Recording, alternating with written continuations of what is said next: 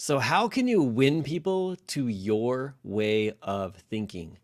That is what we're diving into today. Part 3 of How to Win Friends and Get It on the Camera. How to Win Friends and Influence People. Part 3 in our Business Leadership Book Club. Super pumped to be here with you guys here today and break through part number 3. If you didn't see the other 2 parts, definitely check out our YouTube channel for more of those. If you're not a part of the Business Leadership Book Club and you're looking to grow, you're looking to hang out with the right business owners, definitely check out the link. It's in the description below. It's completely free. But we're diving right into part 3. So in today's, we're going to have, I think there's 12 different principles. And we're going to blast through these principles really on how to get people to win people to your way of thinking. Amber, good morning. Good morning. And I'm super on time today because I got a call right after this. But this part of the book, I do love every single one of these sections and how timeless this stuff is. But this is all about getting people to see it from your angle. And the way that he talks about it is game changing, not only for your business, not only for your family and your relationships, but so many different areas because you can win people to your way of thinking when you think of things differently. That's what we do here on Modern Leadership. So let's dive right in. So number 1, and I forget, it's called these principles. Yes, principle number 1 is you can't win an argument, okay? You can't win an argument. He says that he has had plenty of times where he heard somebody's opinion and he tried to inject and give his part of the opinion, and it came out where it turned out in the end that he proved that he was right. Well, when you prove you're right, don't forget there's another part of the equation, and that's the other person and how it feels to them. So he was in this moment where he was actually having this conversation and he proved that he was right. And afterwards, he met with somebody else who was overhearing the whole entire situation. And he's like, man, why didn't you jump in too? Because this person was obviously wrong. And he said this person told him this. He said, my dear Dale, why prove to a man that he is wrong? Is that going to make him like you? Why not let him save his face? He didn't ask for your opinion. He didn't want it. So why argue with him? Always avoid the acute angle. He said, the man who said this taught me a valuable lesson I'll never forget. I not only had to make this storyteller uncomfortable, but I had made my friend get into an embarrassing situation. How much better would it have been have I not become argumentative? He said 9 times out of 10, an argument ends with each of the contestants more firmly convinced than ever that he is absolutely right. That's why you can't win an argument. You can't, because if you lose it, you lose it. And if you win it, you lose it. That's crazy, right? That's why principle number 1 is the only way to get the best of an argument is to avoid it. So avoid an argument at all costs. You want to win people over to your side? Please don't try to argue. Trust me, I try to argue with my kids and tell them how it's the best thing to eat their vegetables and to go to school, and that has never been the way that I've had the most success with them. It's always been about how we're going to continue to read in here and finding out what they want and really finding out how we can meet in the middle ground.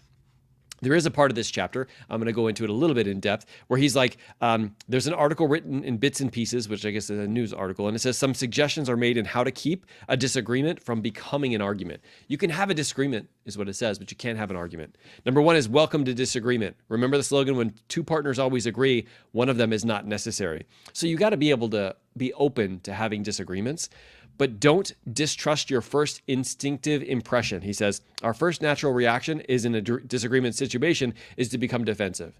So when a disagreement comes up, instead of you being in really going towards and throwing up your defenses, instead control your temper, which is the next thing. Control your temper. Remember, you can measure the size of a person by what makes him or her angry. Next one is listen first. It's not time for you to have your conversation, your piece yet. Listen first. Look for areas of agreement. When you're listening first, you can actually see how you agree on certain situations and focus on those things first. Next one is be honest.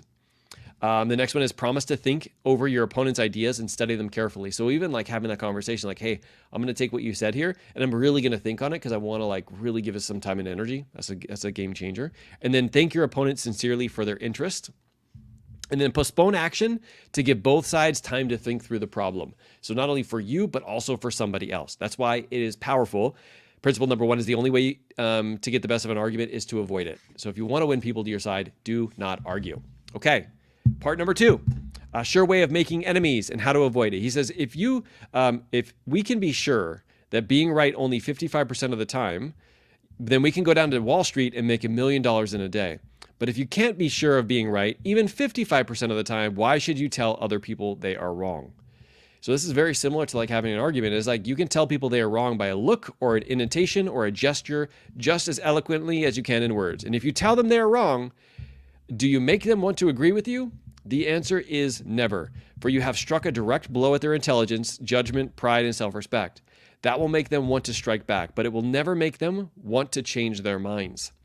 You may then hurl at them all the logic of Plato or Immanuel Kant, but you will not alter their opinions, for you have hurt their feelings.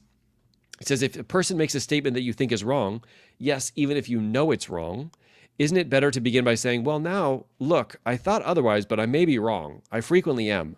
And if I am wrong, I want to be put right, so let's examine the facts. That, of course, is an old school way of having that conversation, but really like basically not saying that you believe that you're 100% right, but that you could be wrong and you just want to see and get to the root of it is a different way of approaching something rather than telling somebody they're wrong. He says, in other words, we don't want to argue with your customer or your spouse or your adversary. Don't tell them they are wrong. Don't get them stirred up. Use a little diplomacy, and we do that by showing respect for other people's opinions and never saying you're wrong. So principle number 2 is show respect for others' opinions, never say you're wrong. Julie, good morning. Good morning, Julie. I love that first principle too. Okay, part number 3 is if you're wrong, admit it.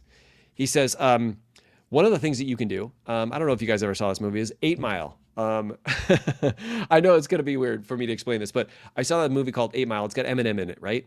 And at the end, he's like in this battle for like rapping, right? Him versus somebody else. And what he did is he called out to all of his faults and the things that the other person could say about him, so that when it became the other person's time, he had nothing to say and ended up losing the rap battle. I don't know why my brain went to that, but when I was starting to read this chapter, I'm like, that is 100% right. Like if you can call out to the things that that person was probably going to call out to, a lot of times it like takes the defenses off and they're like, no, that's not the case at all, right? But in reality, if you hadn't led with that, they would have potentially brought it up or at least been thinking of it, right? So he says what he found is to say about yourself all the derogatory things you know the other person is thinking or wants to say or intends to say, and say them before the person has a chance to say them. The chances are 100 to 1 that a generous, forgiving attitude will be taken, and your mistakes will be minimized just as the mounted policeman did with me. So what he was talking about is he was taking his dog out to a park, and you're supposed to have your dog on a leash. And back then they had police officers on horseback. And one time his dog was found off the leash by the officer. And the officer was like, if you do this again, you're going to be fined and whatever.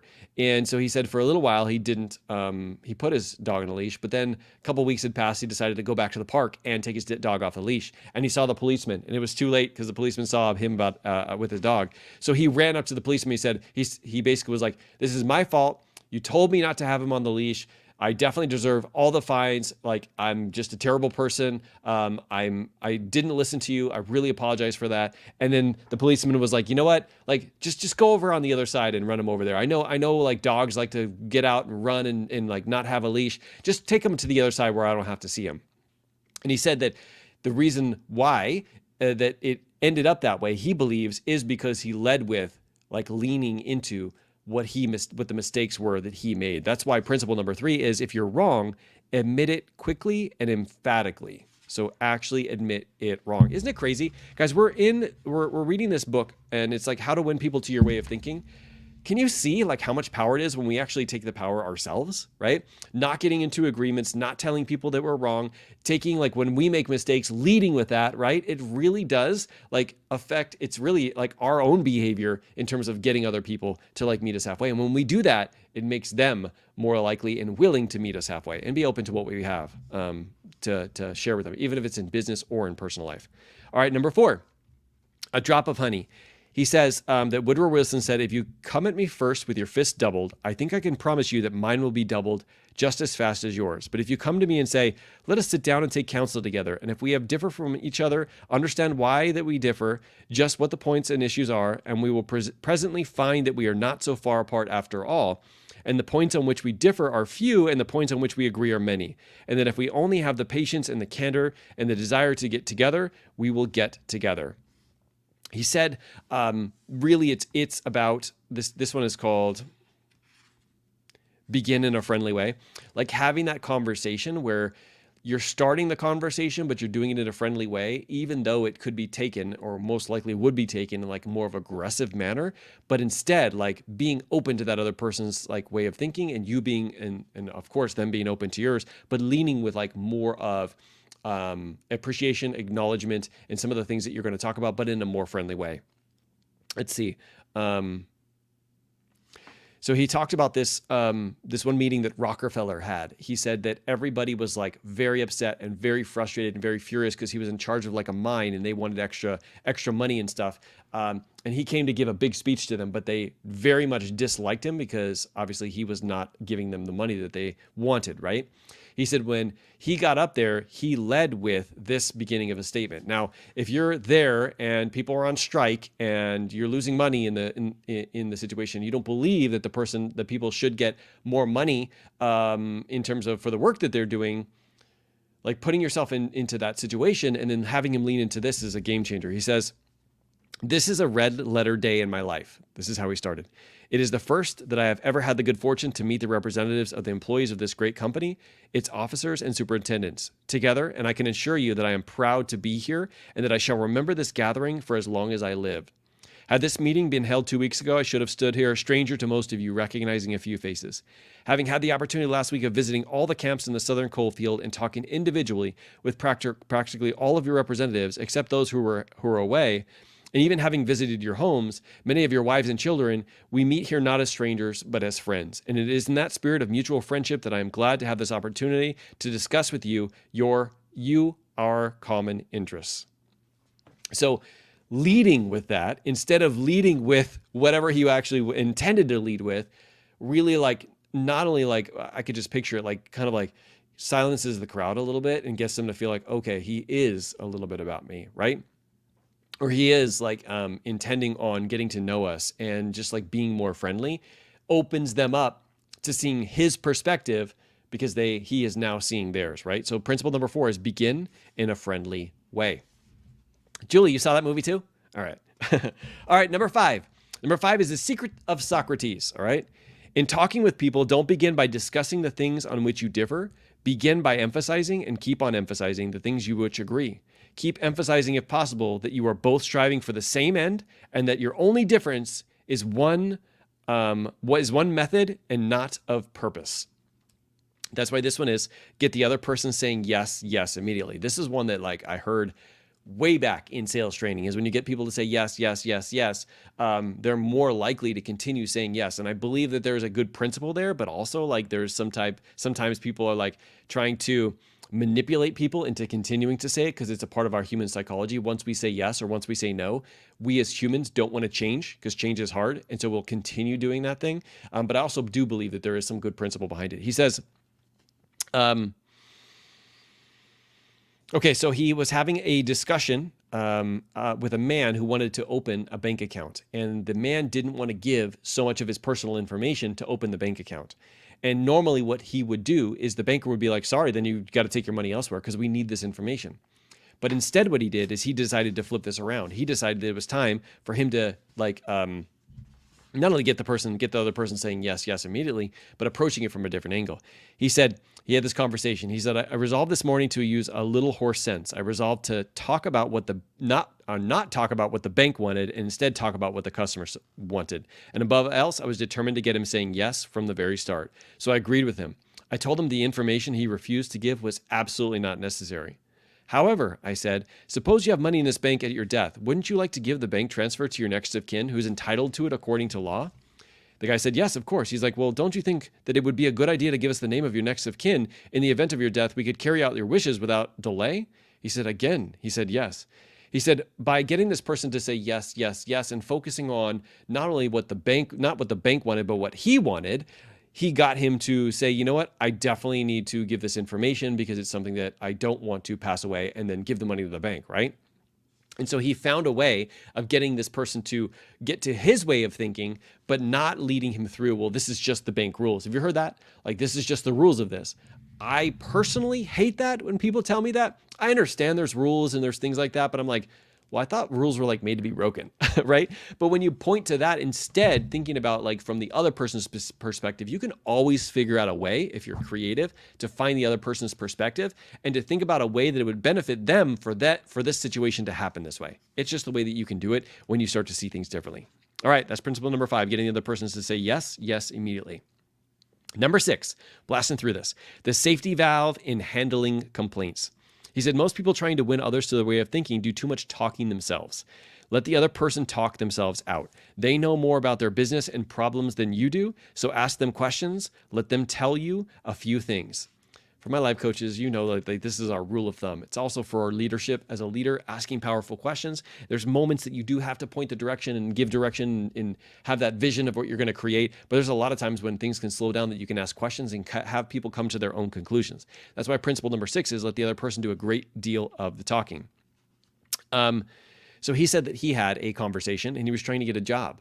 Any of you guys ever had this where you try to get a job or try to get something and it's kind of like you're talking about yourself a lot, right? So what he decided to do is he was going to flip the switch. He actually did some research on the company that he wanted to work for. And then he went into the meeting and he had a conversation with the person who was there, who normally doesn't give people a lot of time to have that conversation. He said, during the interview, I remarked, I should be mighty proud to be associated with an organization with a record like yours. I understand that you started this 28 years ago with nothing but desk room and one stenographer. Is that true?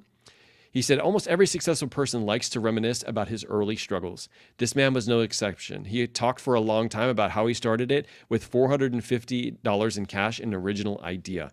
And not only did he get him to talk about himself, but he got him to feel, and I don't know why this is, but like when the other person's like having that really deep conversation, you're just listening and being curious and helping them verbalize it out loud.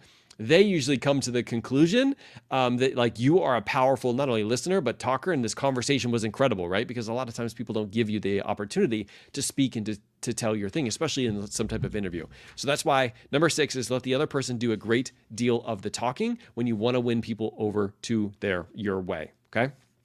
All right. Number 7, my voice is going. How to get cooperation. It says no one likes to feel that he or she is being sold something or told to do a thing. We much prefer to feel that we are buying of our own accord or acting on our own ideas.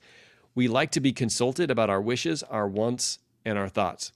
He said one of these, he was trying to sell sketches, okay? And he wanted to like make these paintings, deliver it to this guy. He was like been delivering them all the time and the guy didn't want them. He didn't want to buy them.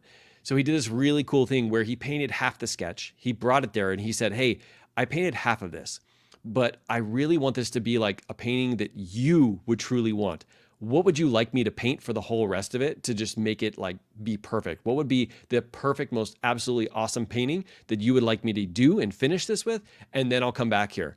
And he said that the guy told him, gave him some ideas of like, oh, I'd have paint this and this and this. And he said he went back, he painted it, he came back, and for the first time ever, he bought that and all of the other inventory. And he started to use this more frequently. Instead of going and selling them paintings that have been completed, he would complete a part of it and then ask the other person for their feedback, for their buy-in. And when they give you their feedback, it's more likely that you're actually going to purchase that thing. Nike does that, guys. Nike has this way of like actually having shoes that you get to design on your own. When you go in and design shoes, like how most often are you going to like come back and want to buy them? Like when I go in and design shoes, I'm like, these are awesome. Like I want to buy them because I like literally made them, right? It's the same way that we do a lot of our programs. So if you're a life coach, we talk a lot about this is like finding out like what the other person really wants. And by you asking those questions, you can find out what they want and then just give it to them. And then they're going to be like, oh my God, it's like you're reading my mind. You're like, no, you actually just told me what you wanted just by having this conversation, right? We call it the belief bridge in life coaching. But like really just having that conversation, you can actually get the information from them, feed it back to them. And they're like, oh my God, it feels like you designed this thing for me. And that's because we let the other person feel that the idea is his or hers, because in reality, it kind of is, okay? That's number 7. Number 8, a formula that will work wonders for you. By the way, we're already on number 8, how to win people to your way of thinking. This is already a ton of different content. By the way, as we go, which one is it? Which one of these are you going to lean into this week? Can you imagine doing all of these at one time? Crazy, right? But I also think that this is a good like strategy guide. Like you're about to like try to win somebody over to your side, right? And then you're like, okay, let me go through this and see which one is most relevant. Which one is like the one that I want to lean into? And you literally have like a strategy here that will tell you how to do these things, okay? All right, number 8, formula that will work for wonders. He says, remember, the other people may be totally wrong, but they don't think so. Don't condemn them. Any fool can do that. Try to understand them. Only wise, tolerant, exceptional people even try to do that. So number 8 is to try honestly to see things from the other person's point of view. He says, tomorrow, before asking anyone to put out a fire or buy your product or contribute to your family or favorite charity, why not pause and close your eyes and try to think the whole thing through from another person's point of view? Ask yourself, why should he or she want to do it? True, this will take time, but it'll avoid making enemies and will get better results, and with less friction and less shoe leather. So try honestly to see things from the other person's point of view. It's very similar to what we talked about a couple chapters ago, like getting my kids to do stuff, seeing it from their perspective. They don't want to get up because they have to eat and do their homework and all that kind of stuff, but they do want something that comes after that, right? They do want to, for my daughter, wear her mom's Apple Watch. They do want to, for my son, be able to play like video games. And so if I put it on, what they truly want, the video games, what do we have to do to get through so that you can play video games? It just reframes the entire situation. And when you see it from their perspective, you're like, all they want to do is that.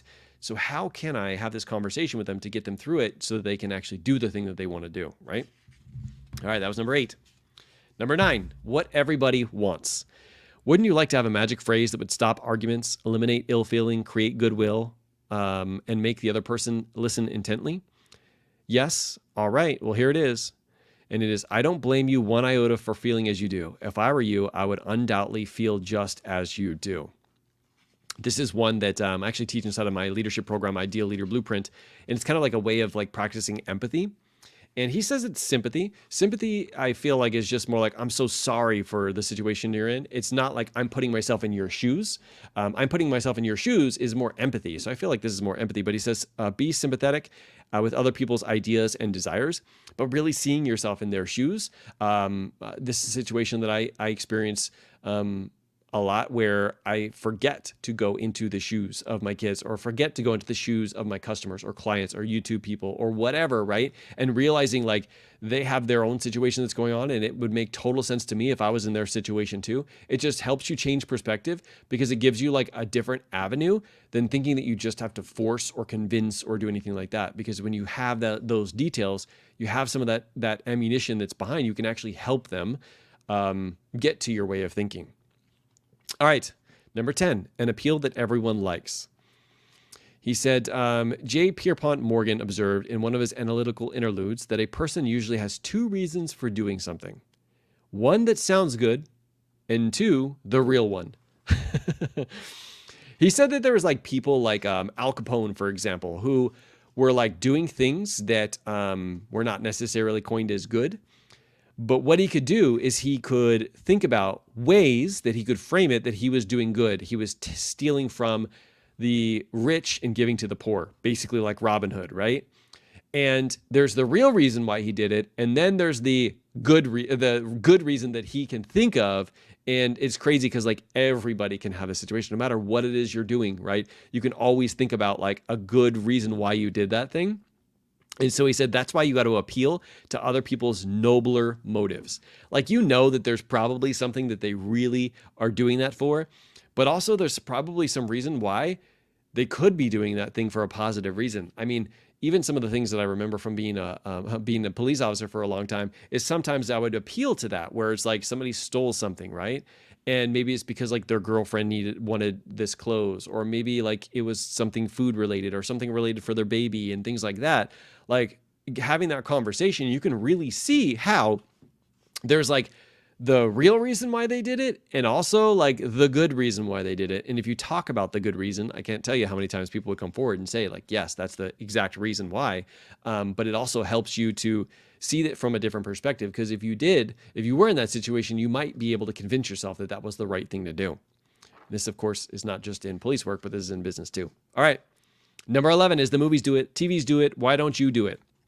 This one is, it says you have to be able to get people's attention. It says that this is the day of dramatization. Merely stating a truth isn't enough. The truth has to be vivid, interesting, dramatic. You have to use sports showmanship. The movies do it, TVs do it, and you have to do it if you want to get attention. He says this works in home life as well. He says when the old time lover proposes to his sweetheart, does he just say it in his words, or does he go down on his knees and have a ring that he presents? He says this really showed he meant what he said. We don't propose on our knees anymore. I think we kind of do, at least I did. But many suitors still set up a romantic atmosphere before they pop the question. And they over dramatize things because it's an important part of it, rather than just saying those words, right? He says dramatizing it, what you want, works with children as well. He says if somebody was having difficulty getting his 5-year-old boy and 3-year-old daughter to pick up their toys, so he invented a train. Joey was the engineer on his tricycle. Janet's wagon was attached, and in the evening, she loaded all the coal on the caboose, which was like all the toys, and they jumped on while her brother drove her around the room. And this way, the room was cleaned up without lectures, arguments, or threats. It's just they dramatized the specific thing that they wanted to have done, right? So that's why he says number 11 is to figure out ways to dramatize it, to like overdo it, right? Because the movies do it, the TV shows do it, social media does it, so why wouldn't we want to do it? So that's another way to win people to your way. And number 12, this is the last one. Number 12 is when nothing else works, try this. He says, Charles Schwab would say in his own words, the way to get things done is to stimulate competition. I do not mean in a sordid, money-getting way, but in the desire to excel. So he gave this example where he went into, they were having it was like an assembly based place where they would assemble different things. It was a, what do you call those lines, those assembly lines? There you go. And what he did is he asked the shift manager, like, how many items were you guys able to create today? And he said it like came out with like a total of like 6. And so he took a big piece of chalk and he wrote the number 6 for the night crew. And then what he did is he said, I want you to explain to the morning crew when they come in that this number 6 is how many that this other group did. And so the next day, Charles Schwab comes back. Is it Schwab? Yes. He comes back and he said, written on the board is a number 7, because the morning crew was like, nope, you're not going to beat us with 6. We're going to do this with 7. He said he returned the next day and there was a number 10 on there. The nighttime crew, because it was a challenge, were like, oh, really? We're going to like super X the amount of like effort and energy they were putting in. And they wrote a 10 on the board because they got 10 things that they were able to do. He said how he did that is because whenever we have people who are motivated by a challenge, putting something like that out there will motivate them to take not only their level, but also the level of a team to an entirely different level. He says that is what every successful person loves. And that's the game, the chance for self-expression, the chance to prove his or her worth, to excel, to win.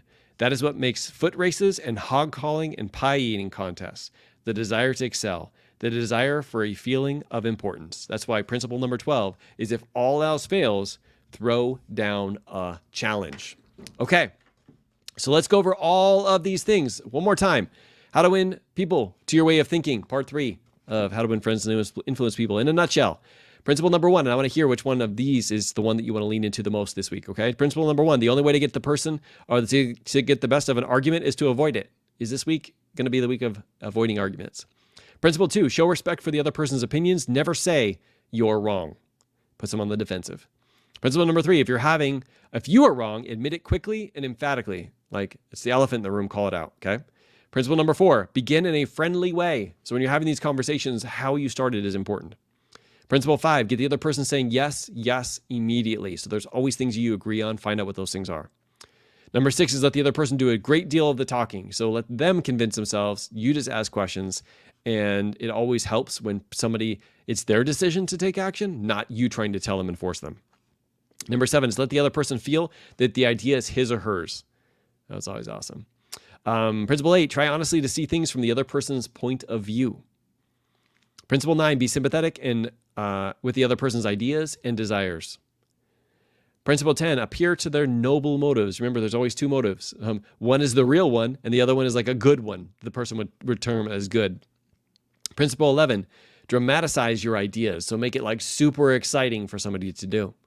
And principle number 12, throw down a challenge. So whenever you have, especially if you have a group of entrepreneurs, I mean, that's what we have here in a Business Leadership Book Club, throw down a challenge and it will take you and them to an entirely different level. If you haven't done that recently, definitely take it to an entirely different level. Okay, guys.